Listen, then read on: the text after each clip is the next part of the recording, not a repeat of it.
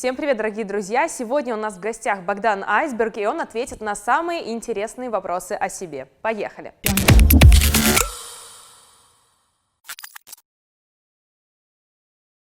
Богдан, когда началось твое увлечение видеоиграми? В лет 11-12. И как это произошло? Да все очень банально и просто. Пришел с друзьями в компьютерный клуб. Так вот и началось мое увлечение киберспортивными играми. И не только. Ты же не сразу в доту начал играть, что-то было первым? Да. Но первый был Counter-Strike. В него мы очень часто играли. А так, потом мы как-то перескочили плавно на Варик. Я не знаю, кстати, как, уже не помню того момента, как мы с КС на Варик как-то переехали. Знаешь, так плавненько. А как в доту потом? Из Варика плавненько в доту? Ну, Варик, это и, по сути, и есть дота. Ну, в тот момент была первая дота.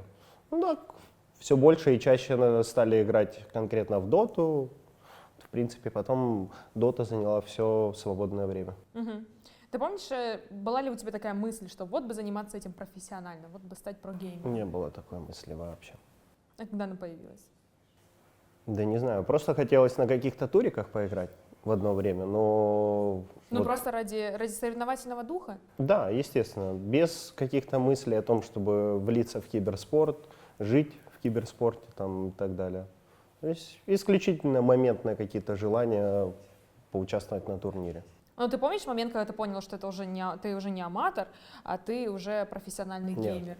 Не помню. Не помнишь? Нет. До сих пор не наступил? Да. Нет, но правда, расскажи, вот первый турнир, допустим, или что-нибудь, что ты выиграл.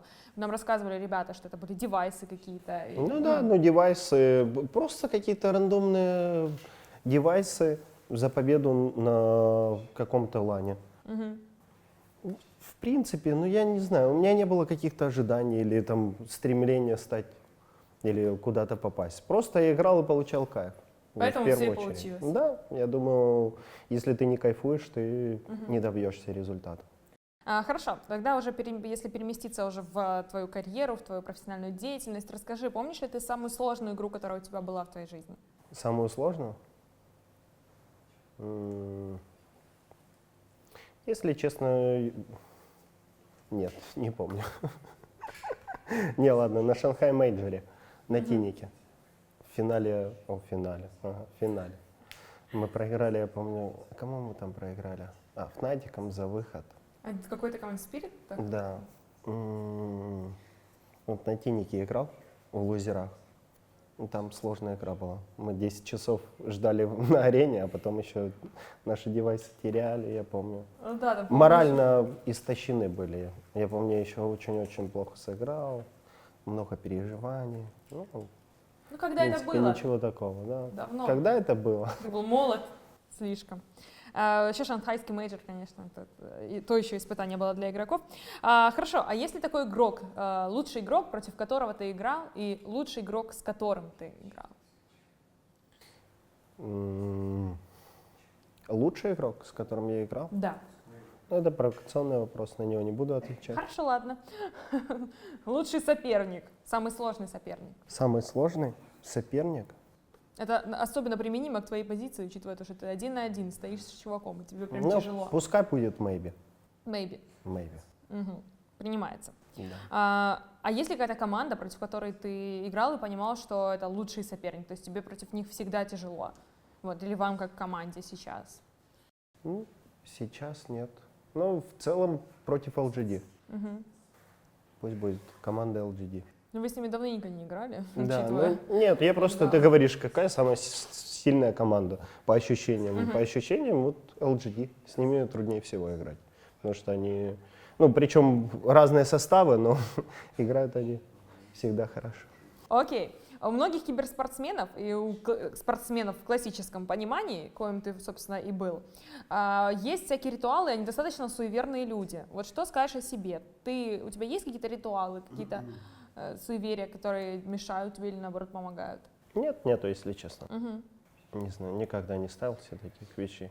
Мне нравилось, есть мандраж, мне нравится волнение, мандраж. Они мне, наоборот, заряжают, поэтому, в принципе, Я не старался избавиться от них, а пытался сделать это своей сильной стороной. Нет каких-то медведей, кенгуру, что-то еще, знаешь, вот играют, ставят себе возле монитора мягкие Нет, игрушки?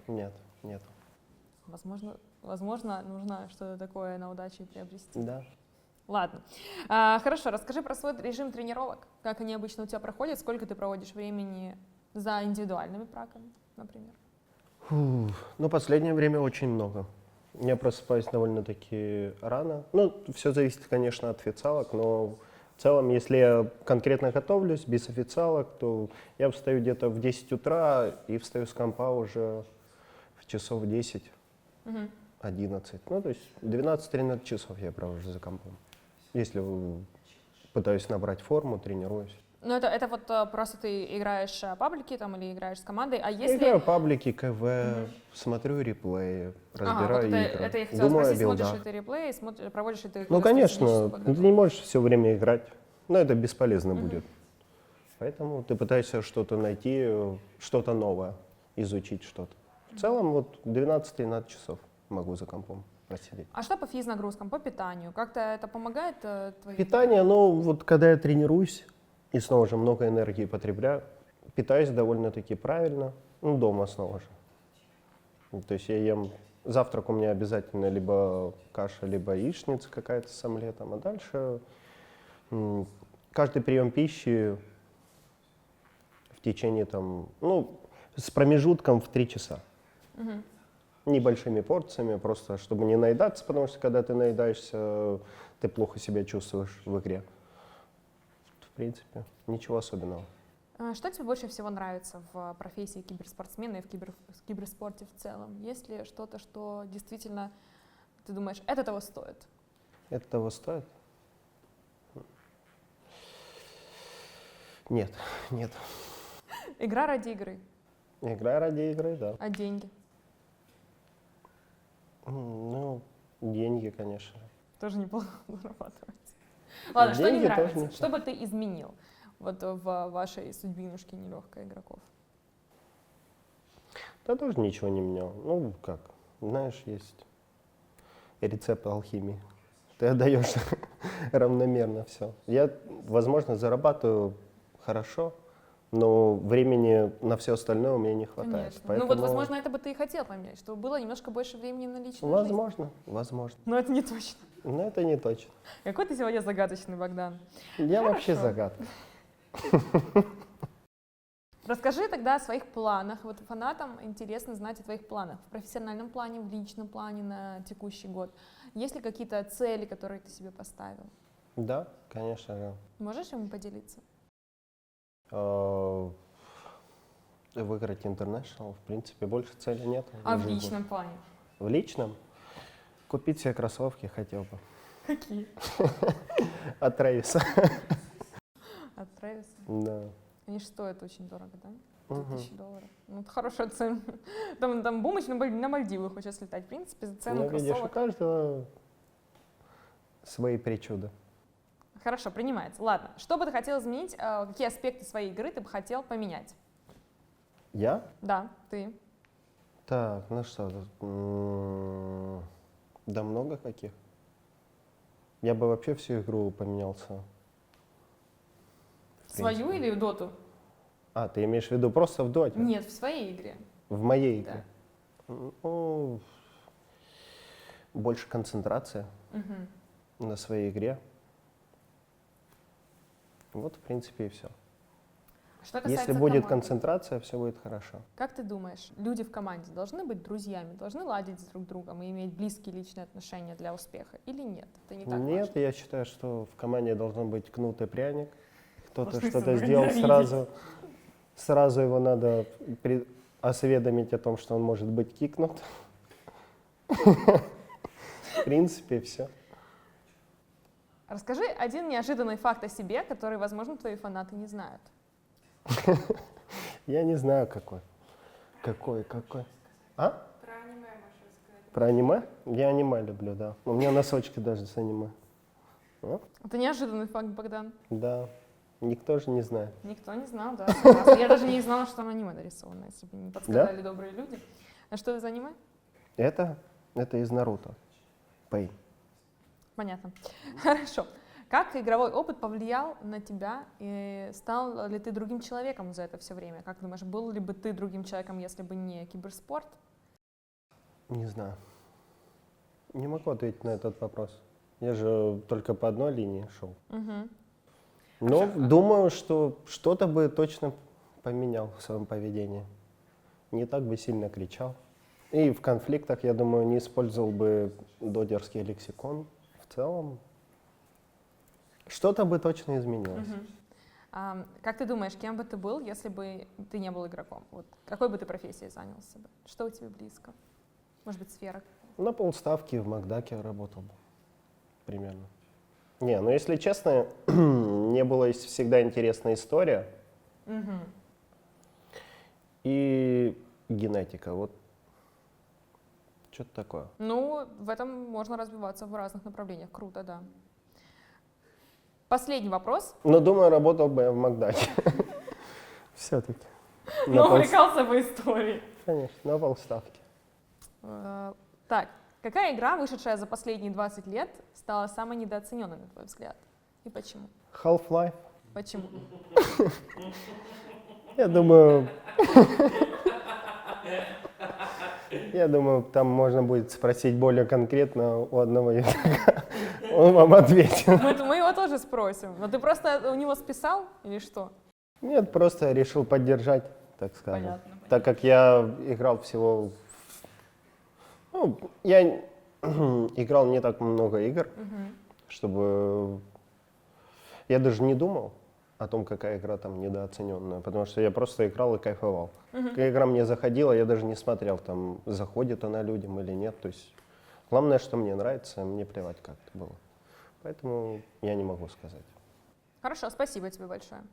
Бодя, на прошлой неделе у тебя был день рождения, я тебя поздравляю. Спасибо Расскажи, как ты большое. провел этот день? Я не помню. Ты не помнишь? Ну, это был обычный день, в который я играл кучу игр в доте. Мы КВшки сыграли, и, в принципе, все. Ничего Ничего особенного. особенного? А тортик хотя бы поели, свечки задули? Ну, свечки нет, но тортик, да, я взял рукой, надломил кусочек, и, в принципе, вот так и отпраздновал день рождения. Ну, неплохо, неплохо. Вопрос о твоем будущем. Естественно, все знают, что ты был боксером, этот образ ты часто использовал, и, в принципе, во всех интервью говорил. Но все же интересно подписчикам нашего канала, почему ты решил повесить перчатки на гвоздь и заняться дотой? Дота мне стало интереснее просто, вот и все. Все очень просто. А помогает ли тебе опыт спортсменов в киберспорте, в общем-то? Возможно, ментально как-то настраиваешься? Да, физически помогает. Что ты бьешь Ставить свои цели выше, чем другие, и при этом они соглашаются. Это всегда круто, я считаю. Люди часто называют киберспорт, ставят его в кавычки, не называют его настоящими соревновательными играми. Как ты считаешь, что общего что общего между профессиональным классическим спортом и киберспортом? Почему нельзя недооценивать все-таки нашу стезю? Да, на самом деле похоже в психологическом плане, очень сильно похоже. Так как у тебя есть волнение снова же, что будет, как. В принципе, это то же самое, что ты, когда ты играешь в какой-то турнир, ты выходишь на арену, ты получаешь все те же эмоции, что и при выходе на ринг, не знаю. Вот. Ты упоминал, что у тебя есть проблемы с поиском личной мотивации. Расскажи, как сейчас обстоят с этим дела. Сейчас я мотивирован на все 99%. Но не 100. Но не 100. А как ты вот дошел уже до 99%? Ну, 1%, не, просто 1% долго грузит. Ну, а вот да, все равно 99 это уже очень много, это почти идеал. Да. Как достичь Как достичь? этого идеала? Ну, достаточно просто как-то не поехать, не полететь на мажор из-за болезни и переосмыслить все свое существование. В принципе, все. Можешь описать идеального игрока в Dota 2? Нет. Таких нету. Ну, Идеальный для каждого. То есть это понятие субъективно. В принципе, поэтому... А какие главные маркеры? Умение общаться в команде, классный скилл, Коммуникация. усидчивость, коммуникация. Коммуникация. дружелюбие. А если ты гений, который, ну, реально лучший в доте, но не умеешь общаться с людьми, вообще не Тогда разговариваешь? ты ничего не добьешься, потому что это командная работа. Тебе нужен как минимум один человек, который сможет тебя понять, чтобы тот человек, который может тебя понять, донес это еще до остальных. В принципе, в доте так и работает. Много есть гениев, которые очень хорошо понимают, что и как делать в этой игре, но они просто не умеют доносить свои мысли. Спасибо большое, Богдан, тебе за твои искренние ответы. Я думаю, что нашим подписчикам, твоим фанатам будет интересно узнать о тебе что-то новенькое. Да. Да, спасибо. Было круто, правда? Если хотите узнать больше об игроках Na'Vi, то переходите по ссылке, чтобы посмотреть интервью. Спасибо, что были с нами, и до свидания.